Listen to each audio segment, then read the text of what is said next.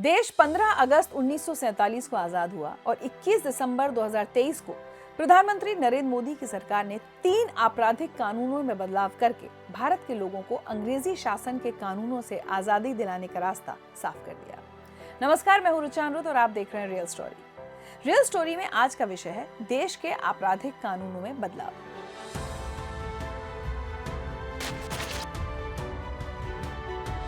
आपराधिक कानूनों से संबंधित 3 विधेयक 20 दिसंबर को लोकसभा में और 21 दिसंबर को राज्यसभा में पारित हो गए। राष्ट्रपति द्रौपदी मुर्मू के हस्ताक्षर की औपचारिकता पूरी होने के बाद अंग्रेजों के जमाने के 3 कानून इतिहास बन जाएंगे। पहला, भारतीय दंड संहिता 1860, जिसे इंडियन पीनल कोड या प्रचलित बोलचाल में आईपीसी कहते हैं। दूसरा, दंड प्रक्रिया संहिता 1973, या जिसे हम the code of criminal procedure या सीआरपीसी के नाम से जानते हैं। तीसरा है भारतीय साक्ष्य अधिनियम 1872, जिसे अंग्रेजी भाषा में इंडियन एविडेंस एक्ट कहते हैं। भारतीय दंड संहिता 1860 यानी आईपीसी अब बन गया है भारतीय न्याय संहिता 2023 यानी बीएनएस। दंड प्रक्रिया संहिता 1973 अब भारतीय नागरिक सुरक्षा संहिता 2023 कहलाएगा और भारतीय साक्ष्य अधिनियम 1872 को कुछ विशेष परिवर्तनों के बाद भारतीय साक्ष्य अधिनियम 2023 कहा जाएगा। सवाल तो आपके मन में भी होंगे कि मोदी सरकार द्वारा इन कानूनों में बदलाव से क्या बदल जाएगा। जवाब है कि काफी कुछ बदल जाएगा। क्या बदलेगा, अब मैं आपको सिलसिलेवार तरीके से समझाने की कोशिश करती हूँ।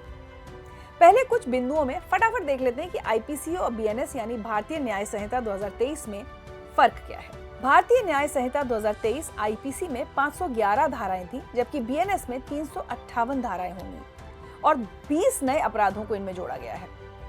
33 अपराधों में कारावास की सजा में बढ़ोतरी की गई है। 83 अपराधों में जुर्माना राशि को बढ़ाया गया है। 23 अपराधों में अनिवार्य न्यूनतम सजा शुरू की गई है। 6 अपराधों में सामुदायिक सेवा का दंड शुरू किया गया है। 19 धाराएं निरस्त की गई हैं या यूं कहें कि हटा दी गई हैं। भारतीय न्याय संहिता में भारतीय आवश्यकताओं और प्राथमिकताओं के अनुसार धाराएं जोड़ी या घटाई गई हैं। ब्रिटिश शासन की प्राथमिकता बहुत ही साफ थी। उनके लिए मानव हत्या या महिलाओं पर अत्याचार से अधिक महत्वपूर्ण राजद्रोह और खजाने की रक्षा थी। लेकिन मोदी सरकार द्वारा इन 3 कानूनों में महिलाओं और बच्चों के खिलाफ अपराधों, हत्या और राष्ट्र के विरुद्ध अपराधों को प्रमुखता दी गई है। इन कानूनों की प्राथमिकता न्याय देना है, देश के लोगों के मानवाधिकारों की रक्षा करना है। कुछ खास बिंदुओं के माध्यम से मोदी सरकार की न्यायिक प्राथमिकताओं को मैं आपके सामने रखने का प्रयास करती हूँ। पहला, महिलाओं और बच्चों के खिलाफ अपराध।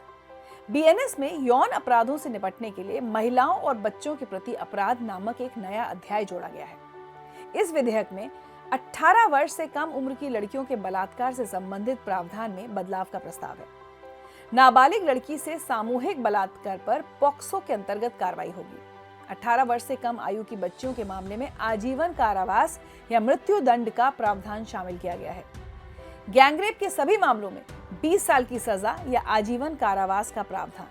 18 वर्ष से कम उम्र की लड़कियों के साथ सामूहिक बलात्कार को एक नई अपराध की श्रेणी में रखा गया है। धोखे से यौन संबंध बनाने या झूठ मूठ के शादी के वादे करने वाले और वादे से मुकर जाने वाले व्यक्तियों के लिए दंड का प्रावधान है। दूसरा, आतंकवाद। भारतीय न्याय संहिता में पहली बार टेररिज्म या आतंकवाद की व्याख्या की गई है। इसे बीएनएस में दंडनीय अपराध की श्रेणी में रखा गया है। भारतीय न्याय संहिता का खंड 113 एक व्याख्या करता है, जो कोई भारत की एकता, अखंडता, संप्रभुता, सुरक्षा या आर्थिक सुरक्षा या प्रभुता को संकट में डालने या संकट में डालने की संभावना के आशय से या भारत में या विदेश में जनता अथवा जनता के किसी वर्ग में आतंक फैलाने या आतंक फैलाने की संभावना के आशय से बमों, डायनामाइट, विस्फोटक पदार्थों, हानिकारक गैसों, न्यूक्लियर हथियारों का उपयोग करके ऐसे काम करता है जिससे किसी व्यक्ति या व्यक्तियों की मृत्यु होती है, संपत्ति की हानि होती है, करेंसी के निर्माण या उसकी तस्करी या परिचालन करता है, तो वो आतंकवाद है। सजा क्या होगी, ये भी सुन लीजिए। आतंकवाद साबित होने पर मृत्युदंड या आजीवन कारावास होगा, जिसमें पैरोल नहीं होगा। तीसरा, देशद्रोह। राजद्रोह या सेडिशन को पूर्णतः हटा दिया गया है।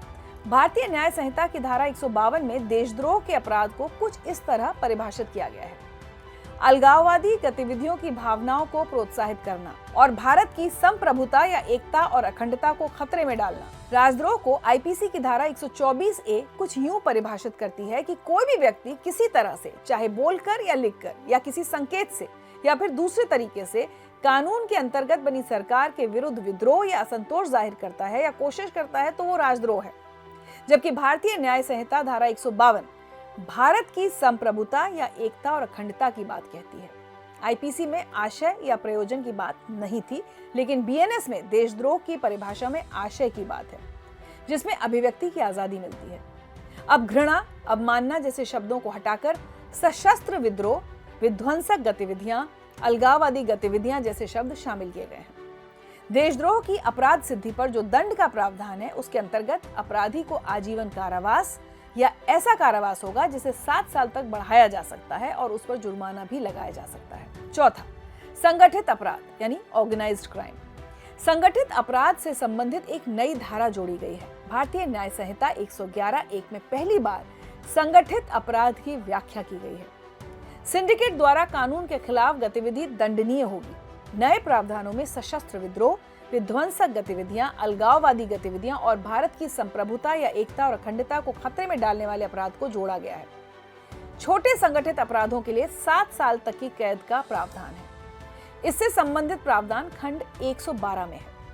आर्थिक अपराध की व्याख्या भी की गई है। करेंसी नोट, बैंक नोट और सरकारी स्टैंप पेपर्स में हेरफेर, कोई गलत स्कीम चलाना, किसी बैंक या वित्तीय संस्थान में गड़बड़ी को अपराध की श्रेणी में रखा गया है। संगठित अपराध में किसी व्यक्ति की मृत्यु हो गई है तो आरोपी को मृत्युदंड या आजीवन कारावास की सजा के साथ जुर्माना भी लगाया जाएगा, जो 10 लाख रुपए से कम नहीं होगा। संगठित अपराध में अपराधी का साथ देने वालों के लिए भी सजा का प्रावधान है। पांचवा, अन्य महत्वपूर्ण प्रावधान। मॉब लिंचिंग में मृत्युदंड का प्रावधान है। नस्ल, जाति, समुदाय आदि के आधार पर की गई हत्या से संबंधित अपराध पर एक नया प्रावधान शामिल किया गया है, जिसके लिए आजीवन कारावास या मृत्युदंड की सजा का प्रावधान है। स्नैचिंग का भी एक नया प्रावधान जोड़ा गया है। गंभीर चोट के कारण लगभग निष्क्रिय स्थिति में जाने या स्थायी रूप से विकलांग होने पर अधिक कठोर दंड दिए जाएंगे। कुछ अधिकारों को भी बीएनएस में शामिल किया गया है। क्रिमिनल जस्टिस सिस्टम में विक्टिम सेंट्रिक सुधार के फीचर 3 प्रमुख नए कानूनों में सुनिश्चित किए गए हैं। पहला, बीएनएसएस के खंड 360 के तहत विक्टिम को अपनी बात रखने का मौका दिया गया है। दूसरा, इंफॉर्मेशन या सूचना का अधिकार बीएनएसएस के खंड 173, 193 और 230 के अंतर्गत। और तीसरा, नुकसान के लिए क्षतिपूर्ति का अधिकार दिया गया है। इसके अलावा 0 एफआईआर दर्ज करने की प्रथा को बीएनएसएस 173 के मुताबिक संस्थागत बना दिया गया है। यानी एफआईआर कहीं भी दर्ज कराई जा सकती है, भले ही अपराध किसी भी इलाके में क्यों ना हुआ हो। विक्टिम को सूचना का अधिकार दिया गया है, जिसके तहत विक्टिम को एफआईआर की एक प्रति निःशुल्क प्राप्त करने का अधिकार है। विक्टिम को 90 दिन के भीतर जांच में प्रगति के बारे में पुलिस द्वारा सूचित करना होगा। पीड़ितों को पुलिस रिपोर्ट, एफआईआर, गवाह के बयान आदि के अनिवार्य प्रावधान के माध्यम से उनके मुकदमे के ब्यौरे की जानकारी पाने का अधिकार होगा। जांच और मुकदमे के विभिन्न चरणों में पीड़ितों को जानकारी प्रदान करने के लिए उपबंध शामिल किए गए हैं। भारतीय नागरिक सुरक्षा संहिता यानी बीएनएसएस की सबसे पहले ये जान लेते हैं कि क्या नए फीचर इसमें जोड़े गए हैं। भारतीय नागरिक सुरक्षा संहिता बीएनएसएस, इसमें आपराधिक कार्रवाई शुरू करने, गिरफ्तारी, जांच, आरोप पत्र, मजिस्ट्रेट के समक्ष गवाही, cognizance, charges, plea bargaining, assistant public prosecutor की नियुक्ति, ट्रायल, जमानत, जजमेंट और सजा, दया याचिका आदि के लिए एक समय सीमा निर्धारित की गई है। महिलाओं के खिलाफ अपराध रोकने की दिशा में अहम कदम है ई एफआईआर महिलाओं के खिलाफ संवेदनशील अपराधों की त्वरित रिपोर्टिंग में सहायक होगा। सूचना और इलेक्ट्रॉनिक पारदर्शिता जांच की प्रगति में सहायक होगी। अब ये आवश्यक होगा कि पुलिस 90 दिन के अंदर जांच की प्रगति के संबंध में शिकायतकर्ता को पूरी जानकारी प्रदान करे। आपको वो डायलॉग तो याद होगा ही ना, तारीख पर तारीख। मोदी सरकार ने इस पर भी उचित ध्यान दिया है। न्यायिक क्षेत्र में 2 चीजों पर बल दिया जा रहा है: सुनवाई में तेजी लाना और अनुचित स्थगन पर अंकुश लगाना। धारा 392(1) में 45 दिनों के अंदर फैसले की बात करते हुए मुकदमे को खत्म करने के लिए बेहतर ढंग से एक समय सीमा निर्धारित की गई है।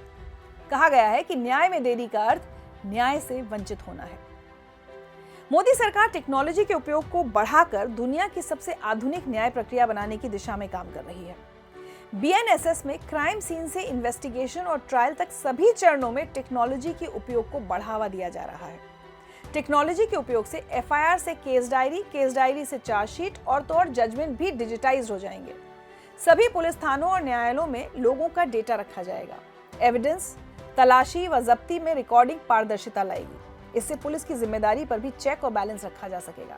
इसके अलावा BNSS में फोरेंसिक जांच, अंडर ट्रायल कैदियों गवाहों की सुरक्षा, घोषित अपराधियों की संपत्तियों की कुर्की और संपत्तियों के निपटान पर भी विशेष प्रावधान जोड़े गए हैं, जो न्यायिक प्रक्रियाओं को सरल बनाने में सहायक होंगे।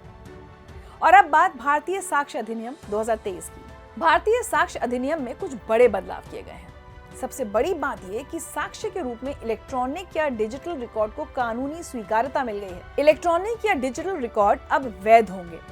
भारतीय साक्ष्य अधिनियम 2023 में दस्तावेजों की परिभाषा का विस्तार करते हुए इसमें इलेक्ट्रॉनिक या digital record, email, server logs, computer पर उपलब्ध दस्तावेज, स्मार्टफोन या लैपटॉप के मैसेजेस, वेबसाइट्स, लोकेशंस वगैरह को साक्ष्य में शामिल किया गया है। इलेक्ट्रॉनिक रूप से प्राप्त बयान इलेक्ट्रॉनिक और डिजिटल रिकॉर्ड को प्राथमिक साक्ष्य के रूप में मानने के लिए और अधिक मानक जोड़े गए, जिसमें इसकी उचित कस्टडी, स्टोरेज, ट्रांसमिशन, ब्रॉडकास्ट पर जोर दिया गया। तो इस तरह मोदी सरकार ने ब्रिटिश सरकार के दौरान बनाए गए कानूनों में सकारात्मक बदलाव किए हैं, जिसमें देश प्रमुख है, देशवासी प्रमुख है। आपको रियल स्टोरी का ये एपिसोड कैसा लगा, हमें अपनी राय लिखकर जरूर बताएं। अगले एपिसोड में किसी और अहम मुद्दे की रियल स्टोरी के साथ आपसे फिर मुलाकात होगी। तब तक आप खुश रहें, स्वस्थ रहें।